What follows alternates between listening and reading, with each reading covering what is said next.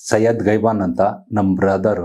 ನಮಗ್ ಒಂದು 5 ತಿಂಗಳು ಮುಂಚೆ ಗೊತ್ತಾಯ್ತು ಈ ತಲೆದು ಗಂಟ ಐತಲ್ಲ ಆಪರೇಷನ್ ಮಾಡ್ಬೇಕಂತ ಹೇಳಿದ್ರು. ಆಗ್ಲಿ ಅಂತ ಹೇಳಿದ್ವಿ, ಆಪರೇಷನ್ ಮಾಡಿಸಿದ್ ನಾವು. ತಿರ್ಗಾ ಏನೋ ಇನ್ಫೆಕ್ಷನ್ ಆಗ್ಬಿಟ್ಟೈತೆ, ನೀರ್ ತುಂಬಿಕೊಂಡಿದ್ದೆ, ಇದ್ ಮಾಡ್ಬೇಕಂತ ತಿರ್ಗಾ ಒಂದ್ಸಲಿ ಆಪರೇಷನ್ ಮಾಡಿದ್ರು. ಅದ್ರಲ್ಲೂ ಏನು ಆಗ್ಲಿಲ್ಲ. ತಿರ್ಗಾ ರೇಡಿಯೇಷನ್ ಅಂತ ಒಂದ್ 35 ದಿವಸ ಮಾಡಿದ್ರು. ಮಾತ್ರೆ ಎಲ್ಲಾ ಕೊಡ್ತಾ ಇದ್ರು, ಏನಾನು ಒಂದ್ ತಿನ್ನಿಸ್ತಾ ಇದ್ರು, ಒಂಚೂರು ಕಮ್ಮಿ ಆಗ್ಲಿಲ್ಲ. ಆಮೇಲೆ ಒಂದ್ ತಿಂಗಳು ಮುಂಚೆ ಹೋಗ್ ಕೇಳಿದ್ಕೆ ಇದ್ರಲ್ಲಿ ಒಂದ್ 4 ದಿವಸ 20% ಇದ್ದಾಯ್ತು. ತಿರ್ಗಾ ಮಾಮೂಲಿ ಅದೇ ಫುಲ್ ಜೀರೋನೇ ಆಗೋದು.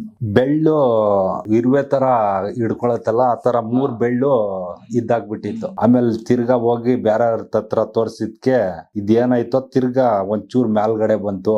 ಅವಾಗ ಕಾಲು ಹಿಂಗ್ ನಡಕ್ತು.